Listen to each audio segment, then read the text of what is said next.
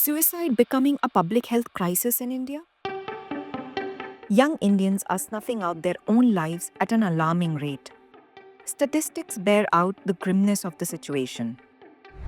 According to the latest National Crime Records Bureau data, India reported 1,70,924 suicides in 2022, the highest in the world, out of which those aged between 18 and 30 comprised a staggering 35% and minors 6% of the total deaths.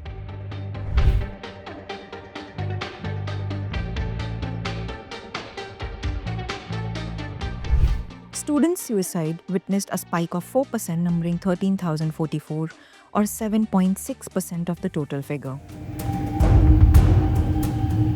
There seems to be a worrying overlap between databases pertaining to India and the world. According to World Health Organization, suicide is the third leading global cause of death among those aged between 15 to 29 years. A 2024 study published in Springer stated suicide accounted for about 52,000 deaths annually in children and adolescents.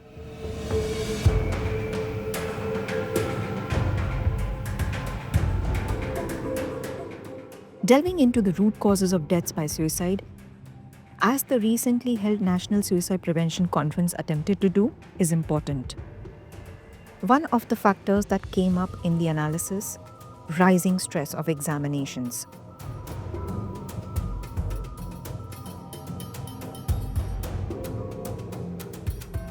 Relentless pressure to perform driven by overambitious guardians, a score-based education system, coupled with a fierce competition for limited seats in premier educational institutions, places a formidable burden on students' mental health. Another tragic student suicide has happened in Kota. तब एक और coaching student ने suicide किया है. A father breaks down at the mortuary in Kota. Coaching छात्र ने फांसी का फंदा लगाकर आत्महत्या कर ली. The rising cases of suicides at Kota, India's principal coaching hub for competitive examinations, serve as an example of this. 7 cases have been reported in the first 2 months of 2025.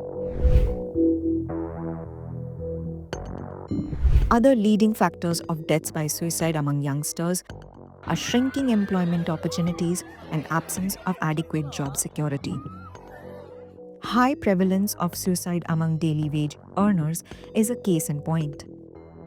Oppression due to caste discrimination is rampant even in India's elite educational institutions, aggravating the sense of alienation among students from marginalized communities.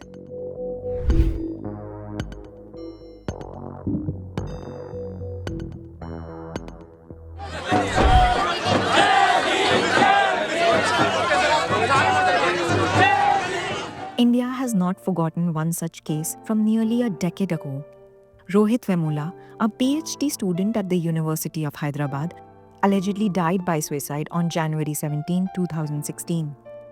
He left behind a note that alluded to caste discrimination. His death triggered massive nationwide protests demanding justice for Vemula and an end to caste discrimination. India must prioritize mental health care. The introduction of mental health in the school curriculum under the National Education Policy is a positive step. But this needs to be complemented by interventions in affiliate spaces. Improving ratio between number of therapists and modern treatment facilities and students' populations. Better employment opportunities for the youth. Addressing the prohibitive cost of therapy, among other measures. But the shoots of change begin at home.